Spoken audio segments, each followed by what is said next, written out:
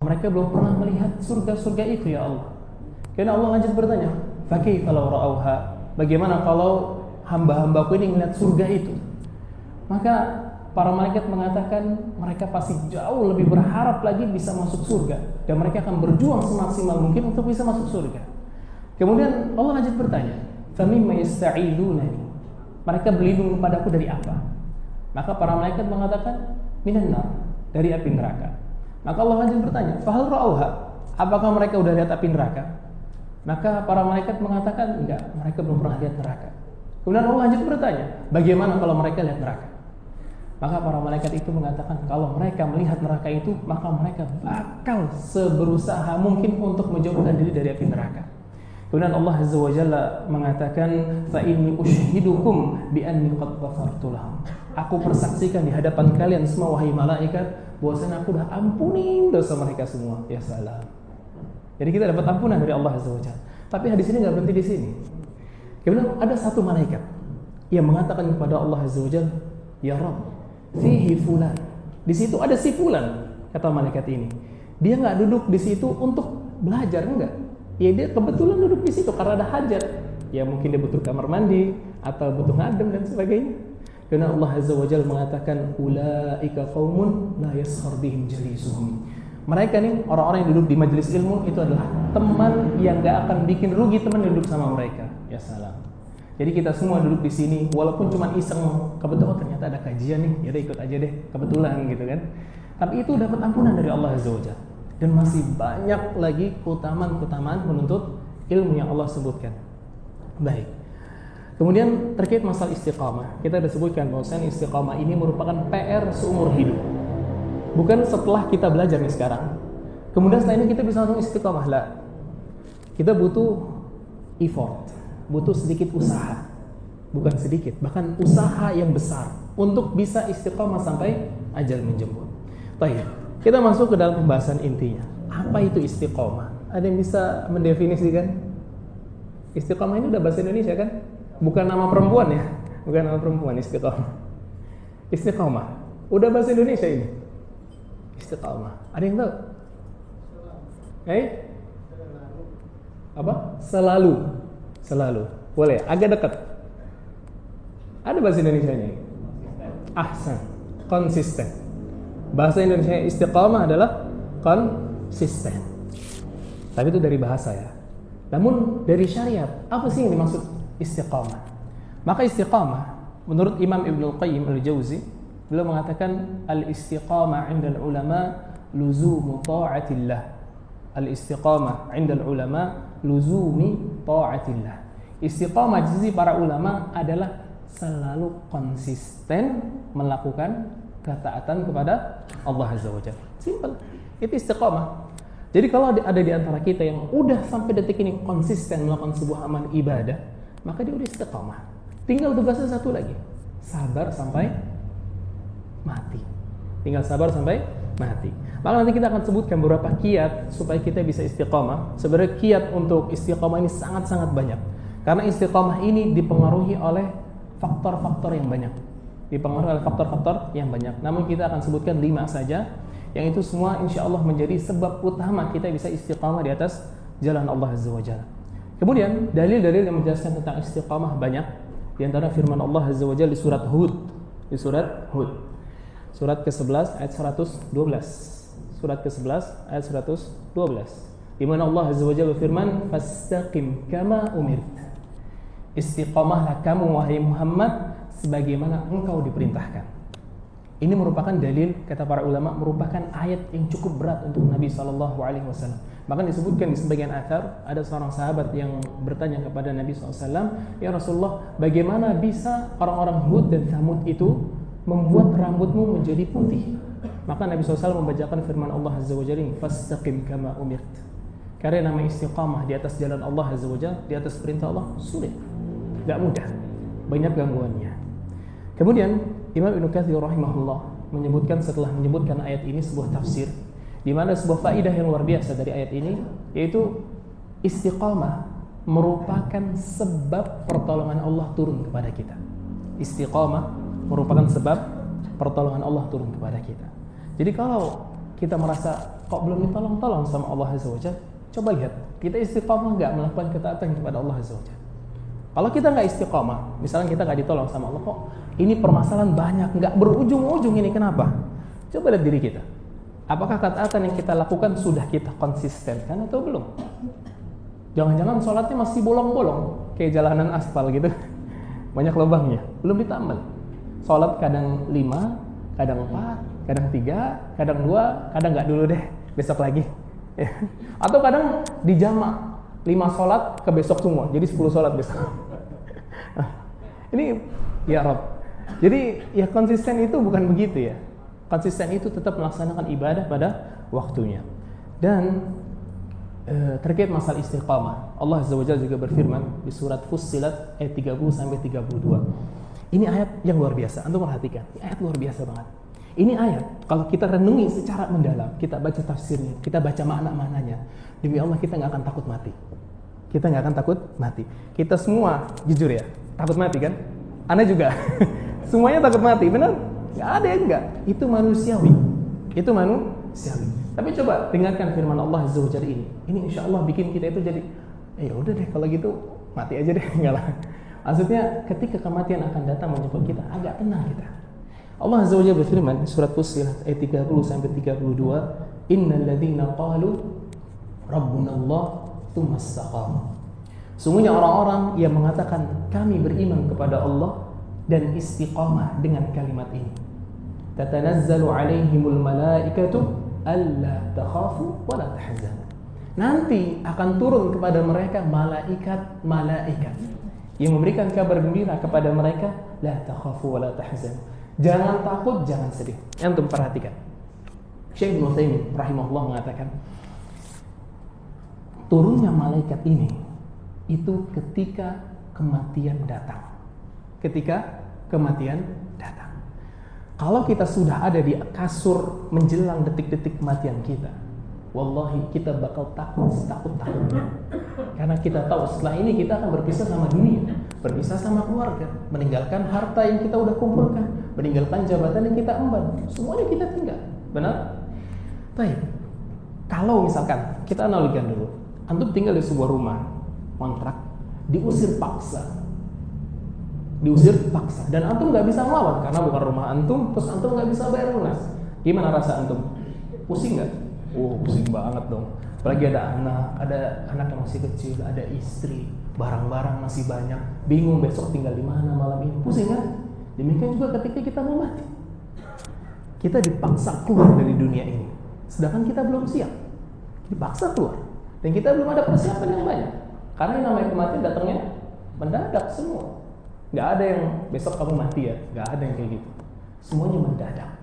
Sehingga ketika kita dalam kondisi genting ini, kemudian turun kepada kita malaikat, bukan satu malaikat. Ini jamak, pakai jamak ya, malaika, bukan malakun, malaikat. Yang turun menemui kita kemudian mengatakan la takhafu wa la tahzanu. Syekh Ibnu Utsaimin mengatakan maksudnya adalah jangan takut dengan apa yang kamu akan temui ke depannya, dan jangan sedih dengan apa yang kamu telah tinggalkan. Jadi mereka akan turun kepada kita kemudian mengatakan kamu gak usah khawatir sama anak, istri kamu, dan kamu gak usah takut juga ke depannya kamu menghadapi apa, tenang. Udah dapat jaminan dari Allah Azza wa Jalla kamu bakal selamat. Ya salam. Contohnya kita balik kepada kita diusir dari kontrakan tadi. Kalau kita dalam kondisi kayak tadi, kemudian datang orang-orang yang memiliki jabatan. Ini malaikat kan punya jabatan ya. Kita analogikan dengan orang yang punya jabatan. Orang-orang yang kaya, orang-orang yang punya kedudukan. Maka mereka datang kepada kita. Padahal kita sebelumnya nggak tahu mereka siapa gitu. Mereka datang, udah ente nggak usah khawatir. Malam ini ente tidur nyenyak. Malam ini ente, anak ente, istri ente tidur nyenyak, harta ente aman semua. Ya salah. Tenang nggak tuh kita? Tenang, kita tinggal untuk kontrakan nggak masalah. Orang bukan rumah Anda juga, Anda bakal dijamin rumah yang lebih baik. Demikian juga kondisi kita ketika mau mati. Malaikat akan turun memberikan kabar gembira buat kita, memberikan kita ketenangan dalam hati, sehingga makanya Nabi SAW menggambarkan. Kalian antum tahu bagaimana perjalanan ruh sebelum mati? Setelah mati, Nabi SAW menggambarkan ruh seorang mukmin ketika keluar dari tubuhnya itu seperti apa? Seperti air yang keluar dari teko. Seperti air yang dituang dari teko, ngalir. Dia menerima kalau dia itu meninggalkan dunia, dia terima, sudah ridho.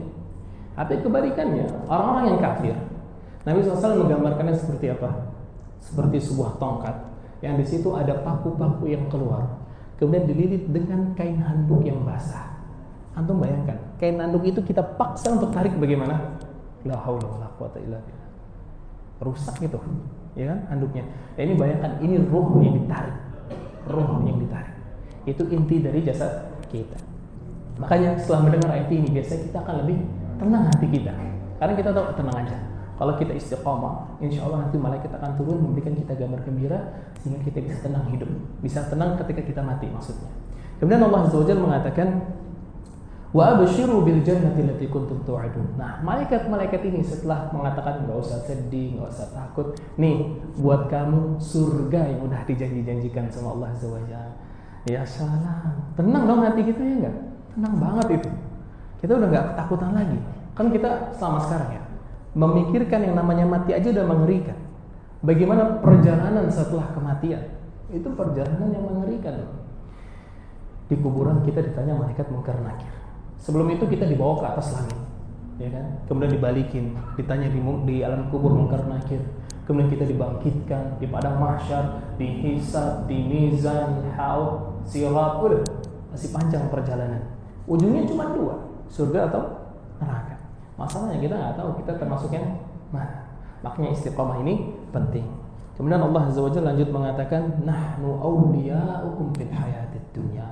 Kami adalah penolong-penolong ketika kamu di dunia. Yang kata para ulama bahwasanya Allah Azza wa Jalla mengutus kepada kita tiap harinya ada satu malaikat yang tugasnya hafadzah, yaitu menjaga kita dari keburukan. Dan ada juga malaikat yang tugasnya itu memberikan bisikan baik ke hati kita. Ketika syaitan itu membisikkan bisikan buruk. Jadi antum bisa rasakan, misalkan antum mau bermaksiat, hati antum tuh seperti berantem, ya enggak? Antara iya, enggak. Minimal tuh kayak ada rasa, masa sih aku ngelakuin sih gitu, ya enggak? Bisikan yang membuat kita enggak mau melakukan itu adalah bisikan dari malaikat. Bisikan dari malaikat. Sedangkan bisikan yang mengajak kita untuk melakukan itu bisikan syaitan. Biasanya hawa nafsu kita menuruti ikutan setan, jarang memimpin malaikat. Karena memang ya yang namanya jihad sebenarnya jihadun nafs, jihad melawan hawa nafsu itu paling berat. Makanya pahalanya besar di sisi Allah Azza wa Jalla. Kemudian Nabi SAW pernah bersabda dalam hadis yang sahih diriwayatkan Imam Muslim dari sahabat Abu Amr, di mana dia pernah datang ke Nabi SAW. Yang dia mengatakan, ya Rasulullah, qul li fil islami qawlan la as'alu anhu ghairaka. Ya Rasulullah, coba kasih tahu aku sebuah perkataan dalam Islam yang abis ini aku nggak tanya siapa-siapa. Abis ini aku nggak tanya siapa-siapa lagi. Karena Nabi SAW mengatakan apa? Qul amantu billah tsumma istaqim. Katakan kamu beriman kepada Allah dan istiqamah di atas kalimat itu. Ini hadis ini perlu kita perhatiin supaya kita paham tentang masalah istiqamah. Qul amantu billah. Ini menunjukkan bahwasanya kita harus beriman kepada Allah bukan sebatas di dalam hati saja, tapi juga berupa lisan kita. Berupa lisan kita. Makanya Anda tanya, iman itu apa? Iman. Keyakinan secara bahasa itu, secara syariat. Apa itu iman? Kita sering ngomongin iman, Islam, ihsan. Apa itu iman? Kita harus beriman. Apa iman? Apa iman? Ahsan. Qaulun bil lisan wa i'tiqadun bil janan wa amalun bil arkan. Ahsan. Atau sebagian ulama mengatakan al-iqraru bil lisan, itu mengikrarkan dengan lisan. Wa i'tiqadun bil qalb wa tasdiqun bil qalb, itu membenarkan dengan hati. Jadi satu mengikrarkan dengan lisan, membenarkan dengan hati, wal amalu bil jawari, mengamalkan dengan anggota badan. Yazidu bit ta'ah wa yanqusu bil ma'siyah, bertambah dengan ketaatan dan berkurang dengan kemaksiatan. Dan ini adalah keimanan di sisi Ahlus Sunnah wal Jamaah. Tidak seperti Murji'ah, tidak seperti firqah Murji'ah yang mengatakan bahwasanya iman itu tidak bertambah dan berkurang. Iman itu satu kesatuan. Makanya yang mengerikan dari perkataan Murji'ah, tahu antum apa? Iman kita sama imannya malaikat Jibril sama. Wallah, ngeri banget ya. Iman kita sama imannya malaikat Jibril loh, itu sama, nggak ada bedanya. Karena iman itu satu kesatuan. Tapi sebaliknya ada orang-orang Khawarij nih yang ngaco. Mereka menjadikan amal itu bagian inti dari keimanan. Sehingga orang kalau melakukan sebuah dosa besar, contoh berzina, sekali aja kafir dia. Melakukan dosa zina sekali saja kemudian dosa besar, kafir, keluar dari Islam. Itu di sisi orang-orang Khawarij. Namun Ahlus Sunnah tidak seperti itu. Ahlus Sunnah mengatakan bahwasanya orang yang melakukan sebuah dosa besar, maka dia mukmin tapi fasik. Mukmin tapi fasik. Dia orang yang beriman, tapi seorang yang fasik, orang yang melakukan dosa. Tamam? Itulah iman di sisi Ahlus Sunnah wal Jamaah. Nah, qul amantu billah, jadi mencakup ucapan hati dan ucapan lisan. Di dalam hati kita benarkan dan kita ucapkan dengan lisan. Tamam? Kemudian tsumma istaqim. Kata-kata tsumma setelah itu atau kemudian itu memiliki makna bahwasannya syarat istiqomah itu bisa kita dapatkan dan amalan soleh bisa diterima adalah dengan keimanan. Jadi contoh, kalau ada orang yang non muslim ya, sekarang disebutnya non muslim, bukan kafir lagi, non muslim. Mereka bersedekah dengan harta yang banyak jumlahnya, miliaran, bahkan mungkin bangun masjid sebagian ya kan? Oke. Apakah amalan mereka diterima? Diterima atau tidak? Tidak. Kenapa? Karena tidak beriman kepada Allah Azza wa Jalla. Karena syarat sebuah ibadah itu diterima adalah beriman.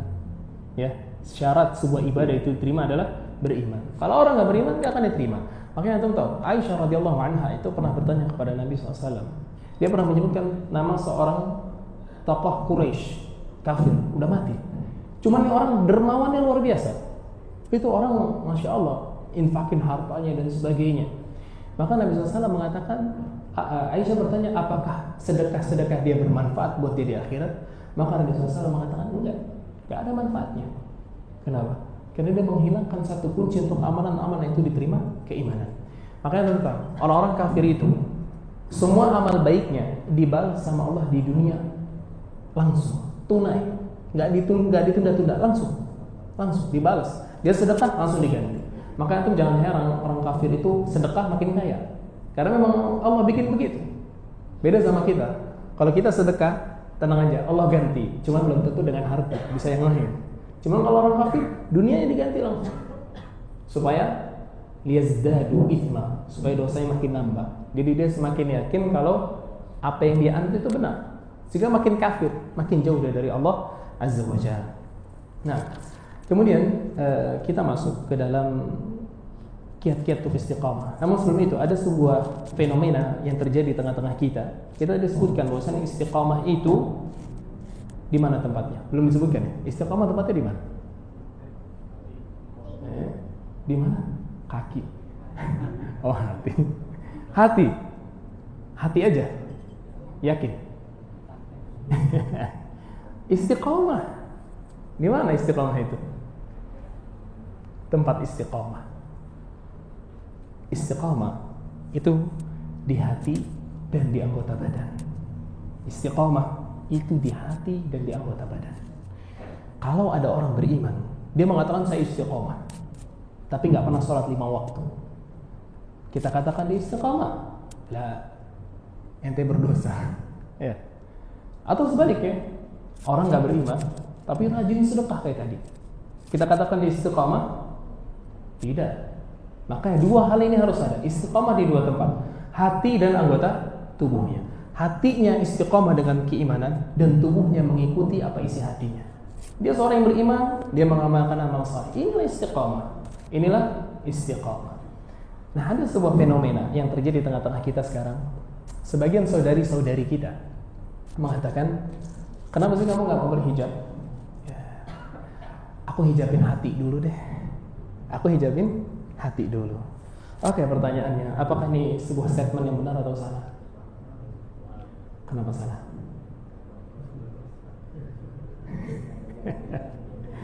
Ya, kita belajar agama Islam tuh harus ada pertanyaan selanjutnya. Kenapa?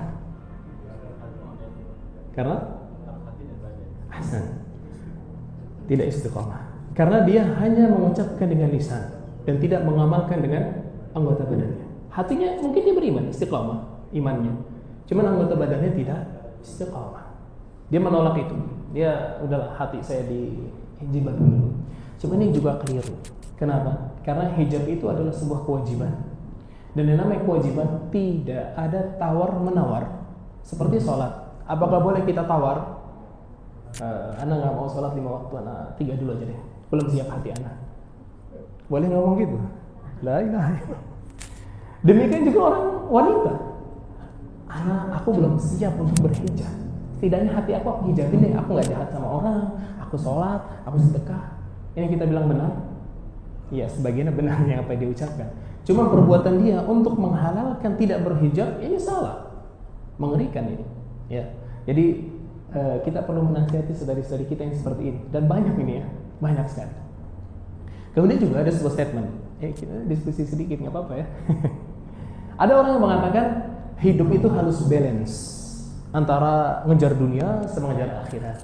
Oke, pertanyaan selanjutnya, apakah benar statement seperti ini? Silakan para ulama berpendapat. Ayo para ulama, silakan. Ulama atau ulama? Oh baru. Ayo, statement seperti ini benar atau salah? Hidup, mencari dunia dan akhirat itu harus balance, 50-50. Harus impas? Harus? Tidak setuju. Harus akhirat lebih banyak. Oke, dalilnya? Dalilnya apa? Dunia mengikuti. Oke. Baik, ada dalilnya dan Anda yakin antum sering dengar dalil ini. Itu firman Allah Azza wa Jalla, "Wabtaghi fima ataka Allahu ad-daral akhirah wa la tansa nasibaka minad dunya." Dan carilah negeri akhirat itu dengan karunia yang Allah berikan kepada kamu. Wa la tansa nasibaka minad dunya. Tapi jangan kamu lupa bagian kamu dari kehidupan dunia. Dari ayat ini kita bisa keluarkan sebuah slogan. Kejar akhirat, jangan lupakan dunia. Jadi jangan dibalik. Kejar dunia, jangan lupakan. Salah.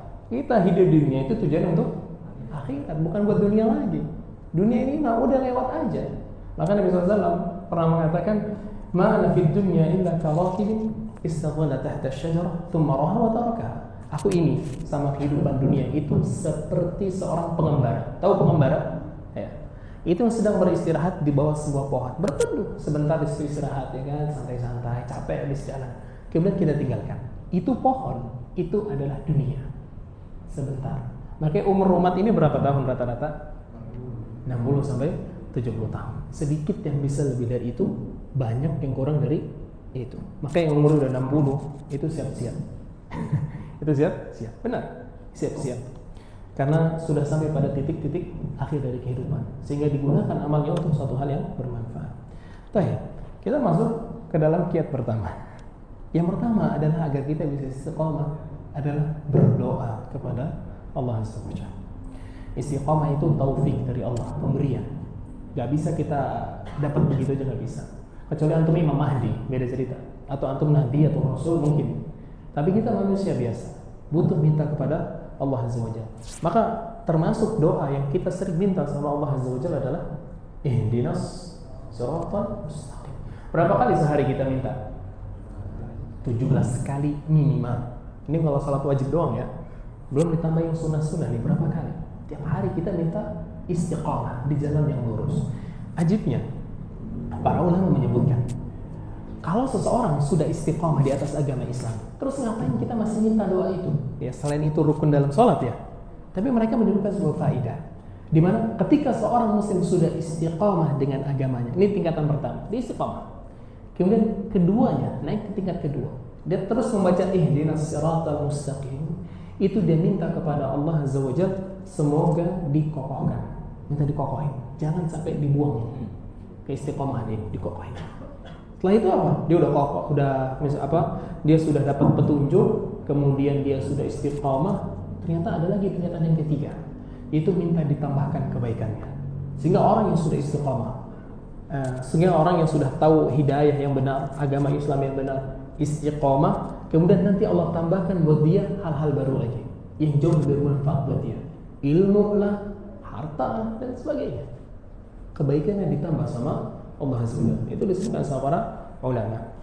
Dan termasuk doa yang sering diminta sama Nabi SAW itu, Allahumma ya muqallibal qulub tsabbit qalbi ala dini. Allahumma ya musarrifal qulub sarrif qalbi ila ta'atik.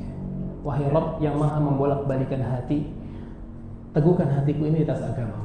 Dan wahai Rabb yang memalingkan hati, palingkan hatiku ini untuk melakukan ketaatan terus kepadamu. Jadi ini doa yang sering Nabi SAW minta. Antum bayangkan, yang minta itu siapa tadi? Nabi SAW yang sudah diampuni dosanya telah lalu dan akan datang. Antum dosanya udah diampunin? Belum, ya kan? Belum. Terus apa yang mencegah kita untuk minta kepada Allah Azza wa Jalla keistiqomahan? Nabi SAW itu sudah dijamin surga dari dia hidup. Sudah dijamin surga. Sudah dijamin dia bakal masuk surga, bakal diampunin sama Allah. Kita nggak dapetin itu, sehingga kita jauh lebih layak minta kepada Allah Azza wa Jalla. Kemudian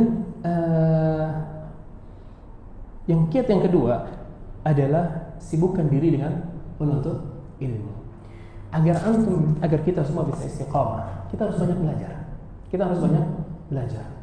Kenapa? Karena semakin kita belajar, kita akan semakin tahu bahwa ini adalah jalan yang benar. Anak kasih tahu kan, kenapa agama Islam ini sangat-sangat bisa kita yakini dia adalah agama yang benar? Karena semua permasalahannya, semua hal yang menjadi problematika manusia sudah dijawab sama Islam. Makanya ada seorang Yahudi yang datang kepada seorang sahabat. Kamu tahu ceritanya ya? Mereka mengatakan, "Allamakum nabiyukum kulla syai."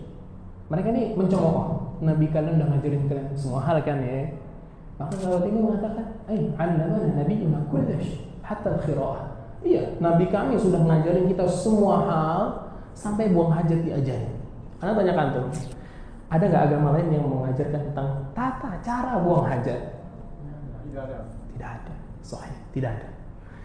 Dan antum sudah belajar bab taharah? Sudah tahu bagaimana cara buang hajat yang sesuai dengan tuntunan Nabi SAW? Adab-adabnya. Pertama apa? Menjauh. Berdoa. Ahsan. Berdoa dulu. Doanya apa? Hafal? Allahumma inni a'udzubika minal khubuthi wal khaba'ith. Ahsan. Setelah itu masuk kaki kiri. Ahsan. Setelah masuk tutup pintu dulu ya. Masa antum nggak tutup pintu? Jangan. Allah ya. Oke. Setelah itu siram apa? Haji, siram apa? Insya Allah beliau mengasih kita ilmu. Kenapa? Karena takut ada nabi. Insya Allah luar biasa deh. Luar biasa. Dia aja bisa jawab ya. Oke. Lanjut apa lagi? Duduk? Duduk? Jongkok atau duduk?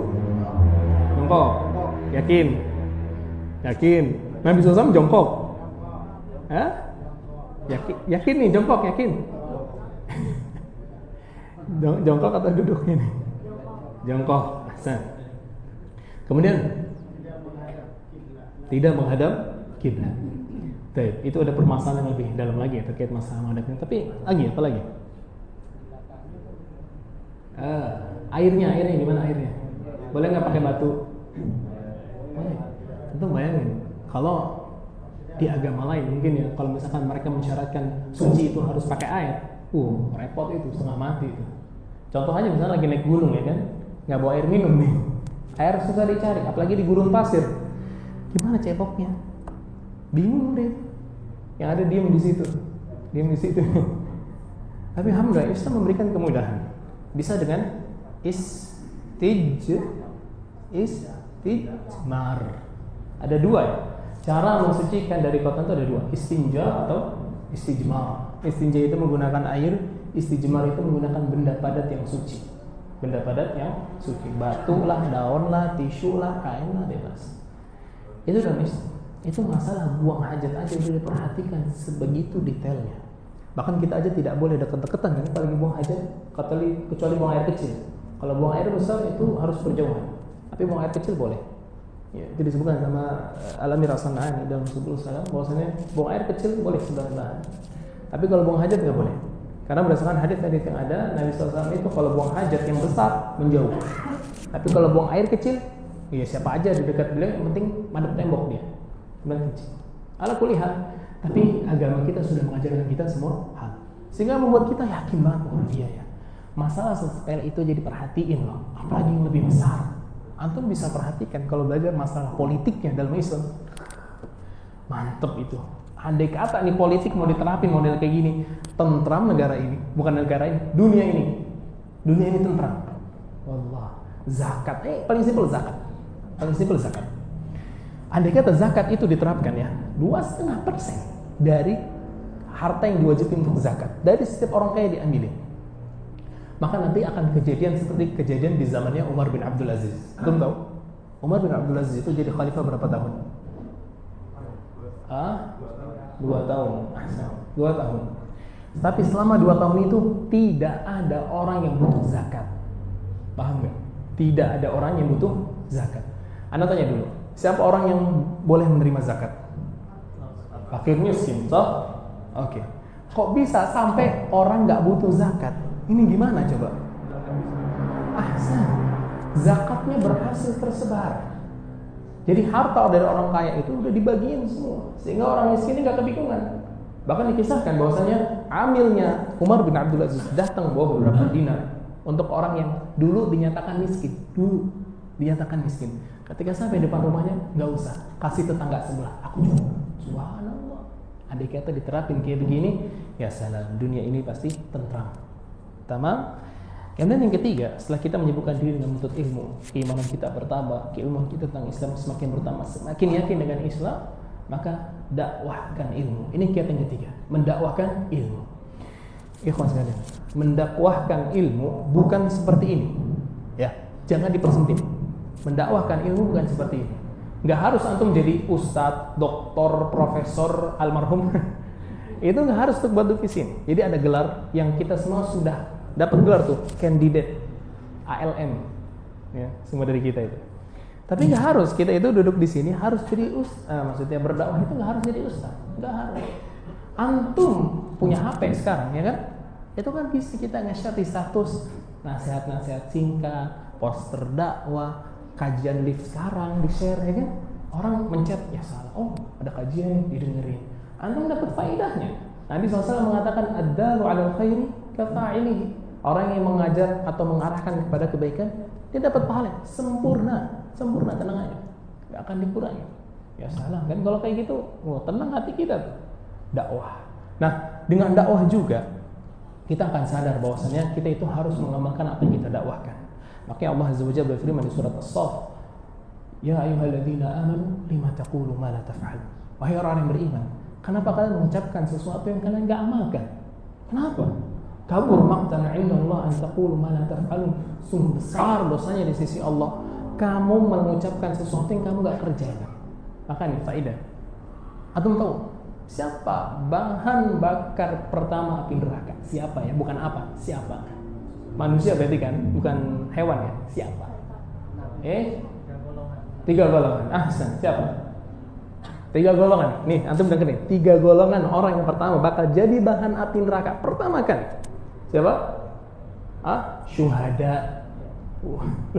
Syuhada. Oke, kedua, orang yang dermawan. Loh, orang dermawan. Yang ketiga, ulama. Ulama atau qari'ul Quran. Nih 3 orang. Mujahid, syuhada. Kok bisa mujahid loh itu? Kok malah jadi bahan bakar api neraka? Tahu problemnya apa? Hasan, dia nggak ikhlas ternyata. Dia nggak ikhlas. Ternyata ketika dia berjihad di jalan Allah supaya dapat gelar pahlawan, dapat qil kata Allah Azza wa Jalla, dan telah diucapkan kepada kamu pahlawan. Kemudian ditarik dilempar ke neraka. Kemudian yang kedua, dermawan. Allah Azza wa Jalla tanya ke dia, Kamu udah diberikan nikmat banyak dan sebagainya. Apa yang kamu kerjakan dengan amal itu? Kata dia, aku bersedekah di jalanmu, aku tolong orang-orang di jalan Allah, di jalanmu dan sebagainya. Allah bilang apa? Kadzabta, dusta kamu. Subhanallah. Anda bisa bayangin yang ngomongin kita begitu siapa? Allah Azza wa Jalla. Kadzabta, dusta kamu. Kan kalau polisi bilang ke kita, bohong kamu. Kaget dong. Ini Allah Azza wa Jalla yang ngomong. Stres sudah itu kita langsung kan. Yang ketiga adalah qari'ul Quran. Qari'ul Quran, hati-hati. Para pembaca Al-Quran termasuk bahan bakar neraka pertama kali. Kenapa? Riya, sum'ah. Dia punya baca suara bagus. Wah, lagi sekarang zaman sekarang ini orang gampang banget terjerumus dalam riya dan sum'ah. Dilantunin, ya salah. Terus ntar dia nonton dulu nih, udah bagus belum? Udah bagus, share. Surat sekian, ayo dengerin Quran tiap hari. Dengerin Quran tiap hari. Salah. Kita baca Quran itu untuk apa? Untuk siapa kita baca Quran? Untuk diri sendiri, untuk Allah Azza wa Jalla. Kita baca Quran untuk Allah Azza wa Jalla, bukan untuk kita, untuk Allah. Bukan untuk manusia, kalla. Suara kita yang bagus ini untuk Allah. Hafalan Quran kita miliki itu untuk Allah, bukan untuk manusia. Manusia dengar ya kebetulan karena saya jadi imam, karena saya baca Quran dia dengar nggak masalah. Cuman antum nge-share video antum baca Quran, bahkan lebih dari itu. Sekarang itu ada yang jadi imam, belum mulai mau sholat nih, dia taruh dulu HP-nya di bawah, set, dimulai. Allahu Akbar, ya salam, la ilaha illallah. Ini mau sholat apa mau casting? Mau konten la ilaha illallah. Mau sholat malah ngonten, nggak bener ini, gimana coba? Dan itu waqi. Makanya kita semua yang sudah belajar Quran dan sebagainya, belajar sunnah juga, maka jangan kita itu berharap untuk riya atau sum'ah, tapi untuk Allah sudah selesai. Mau manusia ngomong apa ya serah. Ana untuk Allah selesai. Punya hafalan 30 juz, bersanad, ya salam. Itu untuk Allah SWT, cukup. Nggak usah untuk orang lain. Waktunya azan. Baik. Di sini kita lanjut dulu ya. Kalau mau ada pertanyaan atau anda lanjut nih? Setelah azan ya. Baik.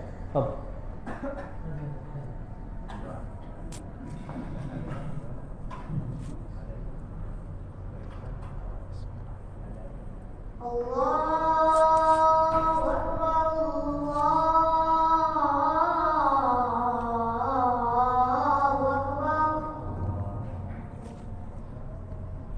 Allahu Akbar, Allahu Akbar, Allahu Akbar. Asyhadu an la ilaha illallah.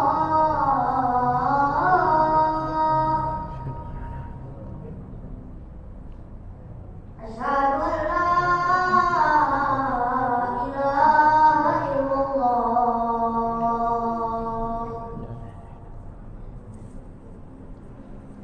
Asyhadu anna Muhammadar Rasulullah.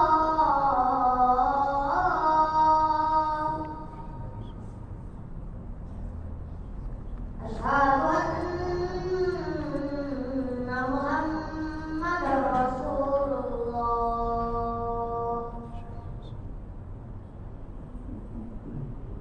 Hayya 'alas shalah.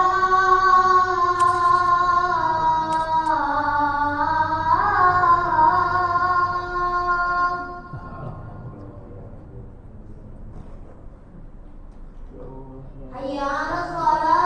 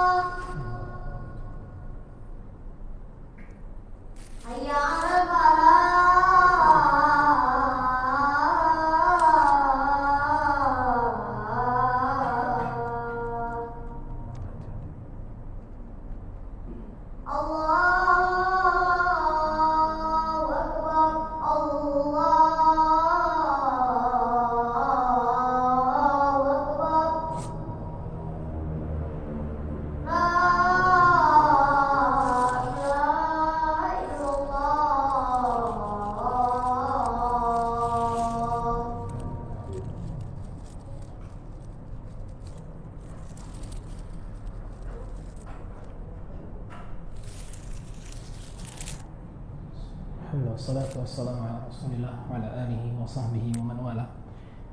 Kita lanjut atau tanya jawab? Lanjut dulu ya. Baik, masih ada 2 kiat lagi. Baik, tadi kembali dulu yang ke dakwah. Kita tahu Allah Azza wa Jalla berfirman di surat Al-'Asr. Wal 'asr innal insana lafi khusr. Demi masa, sungguhnya seluruh manusia itu merugi. Kecuali siapa? Illal ladzina amanu wa 'amilus solihati wa tawassaw bil haqqi wa tawassaw bis sabr. Kata Imam Syafi'i rahimahullah, "Law ma anzalallahu hujjatan 'ala khalqihi ila hadhihi surah lakafathum." Andai kata Imam Syafi'i, Allah Azza wa Jalla enggak turunin hujjah apa-apa lagi buat makhluknya, semua, buat manusia semua. Kecuali surat ini aja nih, Al-Qur'an 30 juz enggak usah, satu surat ini aja. Cukup buat jadi hujjah mereka di hadapan Allah Azza wa Jalla. Kenapa? Karena setiap manusia merugi, tidak dikecualikan. Kecuali orang-orang yang beriman. Wa 'amilus shalihat, orang-orang yang mengerjakan amal saleh. Kemudian wa tawassaw bil haqq wa tawassaw bis sabr. Wa tawassaw bil haqq maksudnya adalah berdakwah di jalan Allah Subhanahu wa taala. Jadi antum semua punya kewajiban untuk berdakwah. Tidak harus di atas meja seperti ini. Antum ke anak-anak antum yang laki-laki misalnya enggak mau sholat, sentil langsung. Kalau udah sampai 10 tahun ya. Yang perempuan enggak mau berhijab, nah ayo pakai hijab, beliin baju. Terus misalkan anak antum makan pakai tangan kiri, tegur langsung. Istri antum minum berdiri pakai tangan kiri, tegur langsung. Ini semua dakwah. Ini semua dakwah. Jadi jangan dipersempit dakwah itu kajian, belajar, enggak. Dakwah itu jauh lebih luas daripada itu. Makanya dulu Abdullah bin Umar radhiyallahu anhu itu berdakwah enggak cuma di masjid, ke pasar dia, ke pasar. Karena enggak ada yang berani kayak gitu ya. Dia dianggap aneh itu pasti. Ya, cuma dulu Abdullah bin Umar ke pasar. Dia datang ke pasar ngingetin manusia, "Ayuhan nas, ittaqullah, ayo bertawang kalian sama Allah," dan sebagainya. Abdullah bin Umar radhiyallahu anhu. Kemudian kiat yang keempat adalah memilih circle yang baik. Ini penting banget. Memilih circle, memilih lingkungan yang baik. Sorry, bahasanya agak ini ya. Tapi orang Jaksel semua kan ya? Ngerti lah. Paham ya? Memilih circle yang baik ya. Ini wallahi penting. Nabi SAW itu pernah mengatakan perumpamaan teman yang baik dengan teman yang buruk itu seperti sahibil mis wa nafikhil kir. Seorang tukang jualan parfum sama tukang pandai besi. Antum kalau punya teman tukang parfum, minimal antum dapat wanginya dia. Sering-seringnya dapat minyak wangi gratis ya enggak? Seneng dong, everyday dikasih parfum baru. Minimal tester baru dikasih ke ente. Sahih? Tapi kalau teman pandai besi, kita bukan menjelekan teman pandai besi ya, cuma ini perumpamaan. Kita biasa deket dia dapatnya apa? Baunya si fulan. Langsung tahu bau apeknya dia. Atau minimal kalau kita lagi di tempat dia kerja, kena tuh cipratan api ke tubuh kita ya, sakit, panas dan sebagainya. Itulah perumpamaan teman yang baik dan teman yang buruk. Teman yang baik akan selalu mengingatkan kita sama Allah Azza wa Jalla. Nih, perhatikan. Teman yang baik itulah teman yang kalau kita ngeliat dia ingatnya sama Allah. Kita ngeliat dia ingatnya Allah. Ya ada ya, kita punya teman kayak gitu gak sih? Anak punya teman kayak gitu. Wallahi ngeliat dia itu ingatnya akhirat udah. Gak inget namanya dunia tuh udah kayak dunia emang gak ada apa-apanya. Ngeliat dia aja gitu udah kayak gitu. Wallahi teman kayak gini pertahanin sampai antum mati.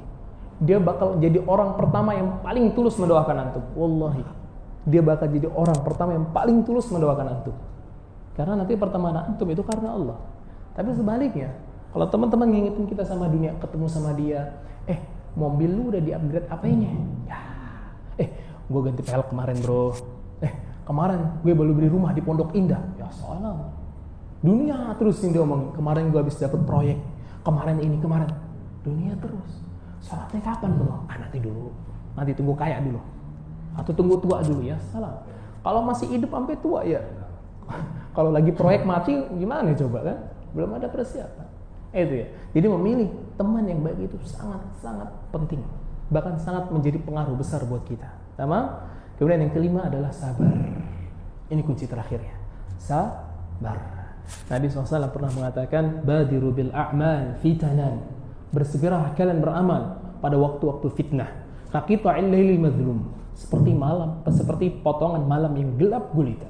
Yusbihur rajul mu'minan wa yumsi kafiran. Ada orang paginya beriman, sorenya kafir.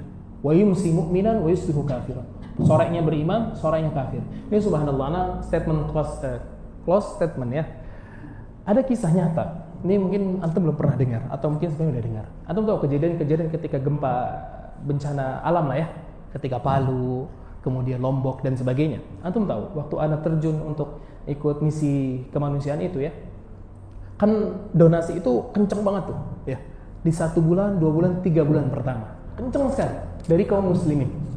Tapi antum tahu setelah di bulan ketiga tim-tim tim-tim sosialis kemanusiaan itu balik, tarik mundur. Antum tahu yang masuk siapa setelah itu? Ini orang-orang masih butuh loh. Misionaris, orang-orang Kristen masuk. Antum tahu apa yang mereka lakukan? Mengkristenisasi. Ini fakta. Mungkin antum pernah lihat videonya. Ibu-ibu pakai jilbab, ditawarin beras sama amplop, suruh dibaptis. La ilaha illallah. Ya tuh. Orang-orang kafir di luar sana seperti itu. Makanya kita perlu sabar dengan agama kita. Kesulitan apapun yang kita hadapi, ya sabar sudah. Dunia lah, atau akhirat, atau bagaimana, sabar sudah. Karena itu semua ujian untuk kita semua. Dan ingat, ad-dunya darul bala wal akhirah darul jaza. Dunia ini memang negerinya ujian. Antum kalau mau santai-santai bukan sekarang, nanti. Sabar. Maka Imam Ahmad ketika sering nulis mulu, ditanyakan sama muridnya, ya Imam, matar roha, kapan kamu istirahat kayak gini mulu? Kata Imam Ahmad, inda awwali qadamin udkhiluhu ilal jannah. Ketika nanti langkah pertama kali aku masukin ke surga, baru aku istirahat, bisa tenang. Sahih? Nah, makanya itu kita juga sabar di dalam menjalani agama Allah. Apalagi sekarang kita sebagai kaum muslimin udah jadi orang-orang asing di tengah-tengah umat. Bahkan di tengah-tengah kaum muslimin sendiri asing. Jenggotan, rajin ke masjid, rajin bener nih orang. Perempuan pakai jilbab gede, solehah sekali ini. Ya, sampai sebegitunya. Bahkan hal-hal yang sebenarnya orang muslim harusnya tahu itu. Kayak contoh salat wajib. Orang tuh ngertinya wajib, ya udah wajib gitu. Tapi nggak tahu konsekuensi di belakang itu apa. Ya. Jadi kita sudah hidup di tengah-tengah keterasingan agama Islam sendiri. Maka Nabi SAW mengatakan tuba lil ghuraba. Maka bergembiralah orang-orang yang asing. Badal Islam ghariban wa sayaudu ghariban kama bada. Islam itu datang dalam keadaan asing dan akan baik dalam keadaan asing lagi. Fatuba lil ghuraba. Maka bergembiralah orang-orang yang asing. Tamam. Itu mungkin sedikit yang bisa Anda sampaikan. Sebenarnya masih banyak materi yang saya sampaikan, cuman karena waktunya sudah mulai mepet dan Bapak ini sudah mau komat kayaknya. Ada mau pertanyaan? Atau kita cukupkan? Tamam, fadhil. Waalaikumsalam warahmatullahi wabarakatuh. Bagaimana cara membedakan antara itu syiar dan itu riya dan sama ini kiatnya bagaimana itu kalian? Maksudnya bagaimana kita tahu kalau itu ikhlas atau itu riya? Sahih? Ya. Mudah. Kita tidak perlu menilai orang. Ini satu. Kita ngeliat orang beramal, gak usah kita nilai. Kita lihat diri kita sendiri. Ketika kita beramal, amalan ini untuk orang atau untuk Allah? Semudah itu. Kalau kita baca Quran, misalkan biasanya jomblo-jomblo kalau di sebelah calon mertua begitu tuh. Oh, calon mertua. Salatnya Allahu Akbar. Wah, khusyuk banget. Tapi karena sebelahnya ada camer. Tapi kalau memang kebiasaan kita salat Allah khusyuk banget. Mau lagi sendiri, mau banyak orang kayak gitu, itu ikhlas. Tapi kalau karena manusia, itu riya. Semudah itu membedakannya. Dan itu dikembalikan ke pelakunya. Kita tidak boleh menjudge orang ini riya atau enggak. Kita hanya bilang, ini kayaknya kemungkinan riya ini. Dari mana kita tahu? Dari alamat-alamat yang disebutkan sama para ulama. Sebagian ulama menyebutkan tanda-tanda riya begini dan begitu. Tapi ala kulli hal, enggak usah judge orang lah. Antum fokus sama diri antum, karena antum enggak akan ditanya tentang dia juga. Mau dia hafal Quran, mau dia ngapain, enggak akan ditanya antum. Kalau antum ngurusin dia, antum jadi ditanya tuh sama Allah Azza wa Jalla. Orang harusnya enggak ditanya. Ya, antum ngurusin dia sih, jadi ditanya sama Allah Azza wa Jalla. Ya. Dan kiatnya salah satu minta sama Allah Azza wa Jalla keikhlasan. Wallahi sebagian ulama mengatakan, aku mengusahakan diriku untuk tetap ikhlas sama Allah selama 40 tahun. 40 tahun buat ikhlasnya doang. Karena memang hati kita ini Nabi SAW mengatakan dalam hadits yang sahih, inna quluba bani adam fi isba'in min asabi'ir rahman yuqallibuha kaifa yasha. Hatinya manusia ini ada di antara dua jemarinya Allah Azza wa Jalla. Allah bolak-balikan sesuka hati Allah Azza wa Jalla. Makanya Nabi SAW sering berdoa. Tadi yang kita sebutkan, ya muqallibal qulub, tsabbit qalbi ala dinik. Jadi itu doa. Sahih. Ada lagi?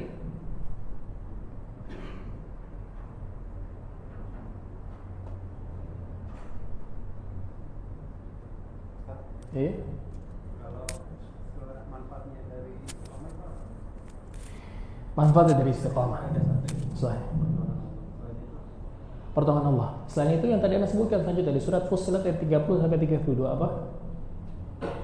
Apa tadi? Masih ingat enggak? Surga dari Allah Azza wa Jalla. Dan sebelum itu malaikat datang kepada kita sebelum kita mati memberikan kabar gembira. Dan yang paling penting tadi surganya, ya enggak?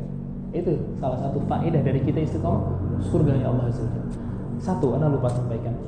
Kita beramal itu bukan untuk membeli surganya Allah Azza wa Jalla. Bukan. Surganya Allah nggak bisa kita beli. Tapi kita beramal dengan tujuan untuk apa? Mendapatkan rahmatnya Allah Azza wa Jalla. Makanya Nabi SAW mengatakan dalam hadis yang sahih dari Imam Muslim, Inna ahadakum lan yanjua ahadun minkum bi'amali.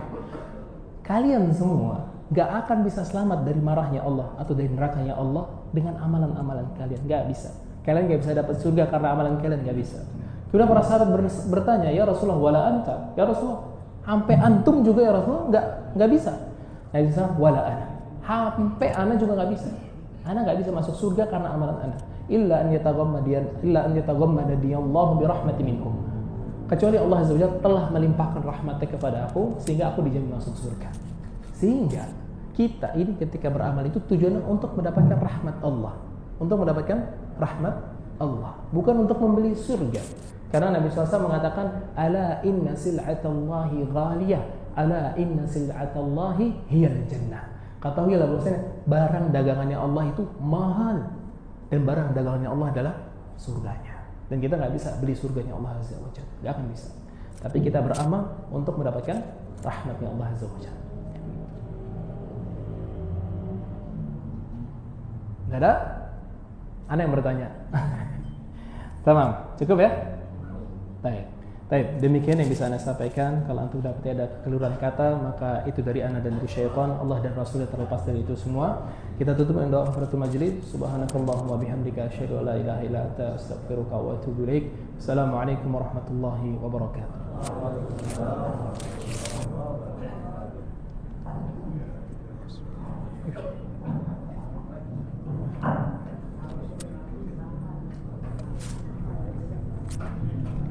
Ahlan.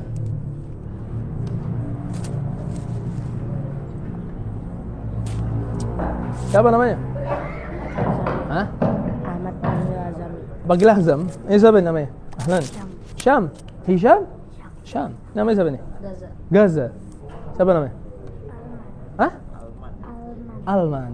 Ya salam.